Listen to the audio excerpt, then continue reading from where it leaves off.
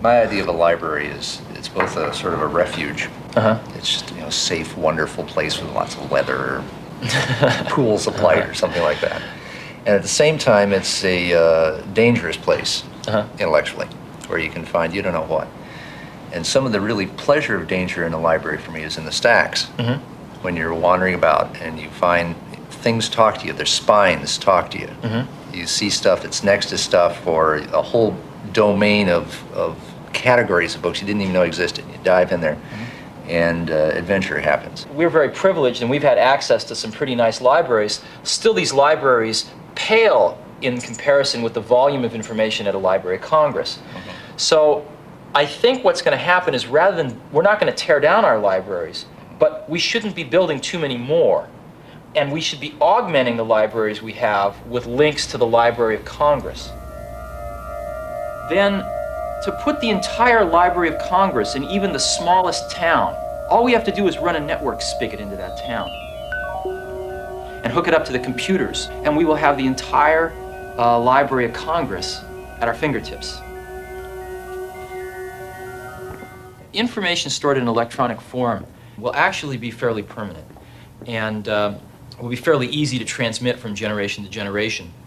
I think the Library of Congress is in a unique position to lead this charge, to rally the efforts, the resources, the leadership necessary to lead us into this new digital age of information.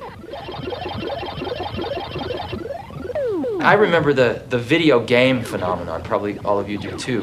What was the most interesting thing about the video game phenomenon to me was that within a few years after its beginning, kids and non-kids were putting in $2.5 billion worth of quarters into these things a year.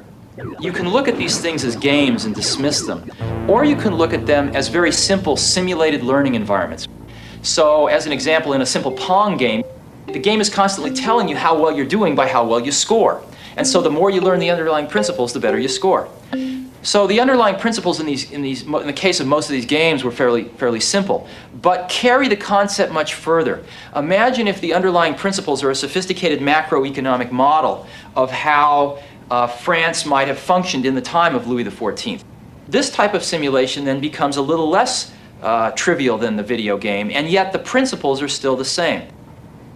And you can imagine what it will be like if we could use the historical material in the Library of Congress coupled with the interactive computer technology that we're developing to do these things. These simulations will become what most of our students are learning from. I think one of the things that really separates us from the high primates is that we're tool builders. And I read a study that measured the efficiency of locomotion for various species on the planet. The condor used the least energy to move a kilometer.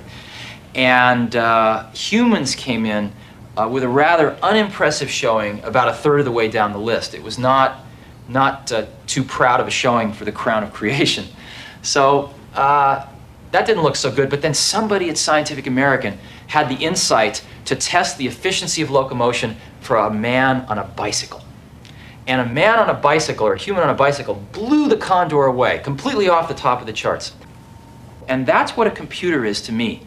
What a computer is to me is, it's the most remarkable tool that we've ever come up with. And it's the equivalent of a bicycle for our minds.